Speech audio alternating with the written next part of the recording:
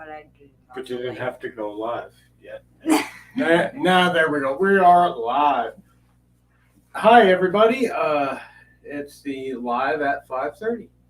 Um, Today I want to talk about something called the Pareto Principle. I hope I'm saying his name right.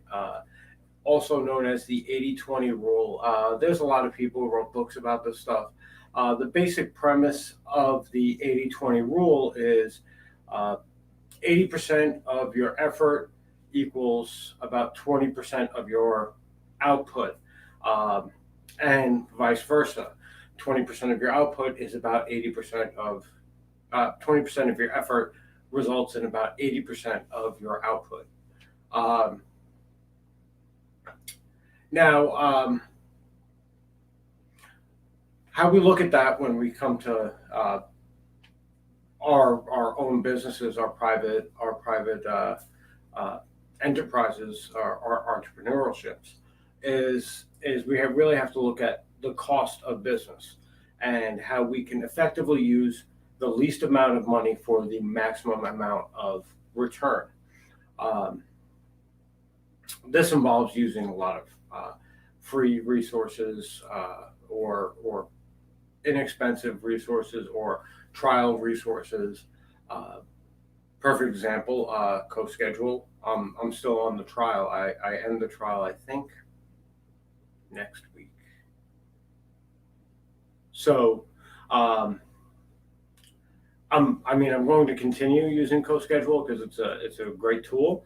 But if it didn't work out, I could say, all right, I tested it. It didn't really work out for me, and it's a no cost except for my time type of investment. Uh, and these are things as individual business owners we need to actually focus on. Um, uh, Compare shopping and Comparative shopping, as well as uh, finding reusable, sustainable goods. Uh, yeah, Perfect example. sourcing materials. Yeah. Perfect example is Layla's bakery. Well, she has reusable materials. She has pans, and this is an important part of that. Sorry. Oh, that. Yeah. Hi, guys. Hi, Tori. Hi, Tori. All right, there you go. Hi, Tori. She's amazing. I love her. Hi, Eugene. Um, so basically, what we need to do as people starting our own business is to find the little things, the little incidentals that could end up stacking up to large dollar amounts after a while, and finding a way to source them as inexpensively as possible.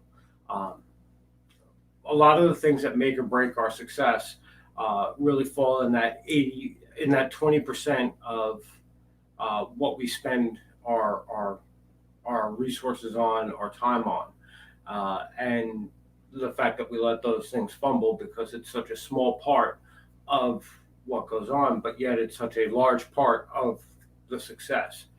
Um, Another perfect example is advertising. A lot of people, they just completely overlook marketing. They just go, oh well, I'll just post everything up and magic will happen, and that's not how that works at all. Um, uh, Marketing is one of the few things that is always worth spending at least a little bit on. Um, I can tell you, for example, here, Donna and I have spent at least a couple $100 on new equipment. Yeah. Well, probably more like four to six, something like that. Over the past like 3 months, we've upgraded almost every piece of equipment that we have here for audio visual, and that's because this is how we are marketing. We're marketing online. We're marketing with digital tools. So we need to have better digital tools to produce a better Product. a better Service. a better marketing strategy. Of course, I also have these two pain in the ass cats. I see you there.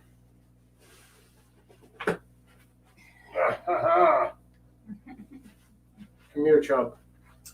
It's after dinner chaos for them.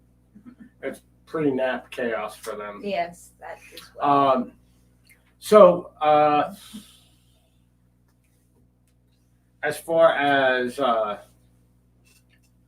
80-20 rule is concerned, I mean, I use this in a lot of, yeah, I know you want to go and chase him down. I use this in a lot of my other projects as well, like my bass playing. I really focus on the foundation stuff more than I do any of the fancy stuff. Can I finger tap? Yes. Can I finger tap well? No, because it takes a really long time to finger tap well. But I can keep time in my head almost perfectly, and I can make even the most even metronome sound like a groove. And those are the little skills. They take very little time to build up, to get well at. They take a little longer to master, but once you get them, that's 80% of your success. If you want a gig, you need to be able to keep time. You need to be able to produce a groove, no matter what. You don't necessarily need to finger tap. You don't need to play every harmonic, because these are the nice tricks. They're really cool, but they don't equal success. If you wanna get gigs, if you wanna create music that other people will buy, and so I focus on this 20% effort stuff because it produces 80% of the results. And the same thing financially. I financially put money into the small things, and anything that is a big nut to swallow that may or may not really produce any results, well, I'm forcibly sidestepping that as much as possible. I get trial offers. I get I wait till it goes on sale, or they have like a special deal for a year or what have you. And these are all big tricks that will help mitigate your costs while you're attempting to gain profits. Because you have that first year where no one's really going to be paying attention. No one's really, it sounds disheartening, but it looks like nobody gives a shit for a good solid year of you producing and producing and producing. Well, I mean, having businesses, and in the past especially, trying your hand at like brick and mortar, or like even in the food industry, having a restaurant or something, it's 3 years. You either sink or swim during those first 3 years. If you can survive that, that's a successful milestone. So, I mean, there's that to consider.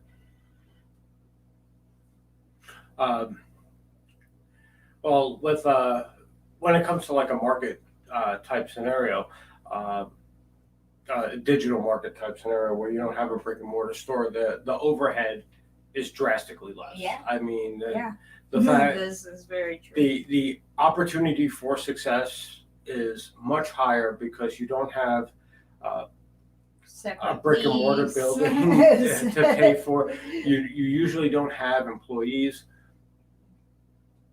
All of these extraneous factors that you really have to worry about when you have a physical business. When you don't have one, and you're producing out of your home that you're living in already, as far as like a product-based business is concerned, you sidestep a lot of the vectors for failure when it comes to operating your business. It's the reason why I tell people, and it's not just me, it's the general consensus is after about a year, you should start turning profit in a digital-based business, because the largest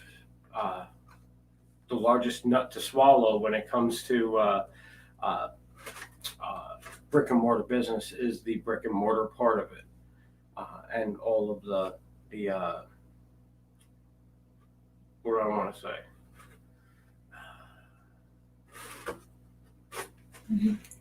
Really, buddy? And all of the frills that come with that. So absolutely, when planning your finances, when planning your business finances, prioritize, of course, all of your spending, but make sure that you're prioritizing on the things that will give you the most output for the dollar amount that you put into it, as opposed to going, well, I have this $2,000 piece of equipment I can buy that will help me get this one job, or I have $500 worth of other different various equipments that I could buy that will help me get many jobs. Obviously, we should be focusing on the smaller purchase that's going to give us more work over the long run, rather than a larger purchase that you can just get one specific job. Even if the job pays more, those jobs aren't going to come along every day. Wow. Got a lot of interaction. Not on my end. No one loves me. All right. So there's that. There's in a nutshell what I want to talk about. Well, for me as an artist, my overhead is mostly art supplies. I can either, do my painting, or I would have to, my reusable, tangible products or my tools, or stuff like my hot iron or Dremel and stuff of that nature. But like paints and pens and stuff, those dry out. I have to, get more. But in the digital age, in marketing, being able to do graphic designs, digital art, that cuts out a lot of overhead. So there is that. Mm-hmm. But, if you take into consideration things like physical products like guitars, then that is something that does, eat a hole in your overhead there as far as your budgeting goes. That's probably the biggest chunk. Yeah. For me. So, but it's well worth it. It beats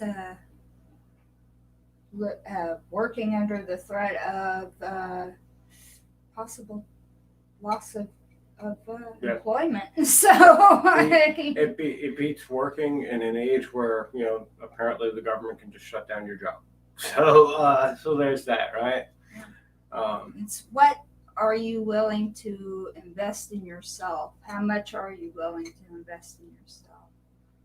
Because if you at least put a little bit in the tip jar, the advantage of busking or waiting tables or being a busser, you have a couple bucks in the tip jar, people are more inclined to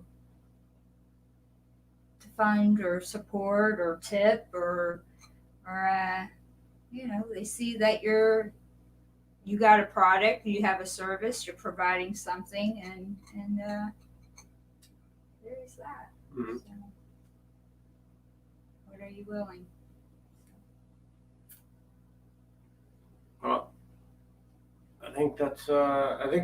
that covers it. It's been like 15 minutes. So Yeah, that's nice. so The cats are starting to mellow down. yeah, of course. Of course. So thanks for watching. I hope this helps out somebody in making some decisions as far as their business is concerned. And I do want to give a shout out to Tori with To Die For Creations. She is an amazing, beautiful human being, and I love her dearly. So, if you're suffering from something, and you're more proactive in natural remedies, head over to Die For Creations on Facebook here. member of the network. Yes.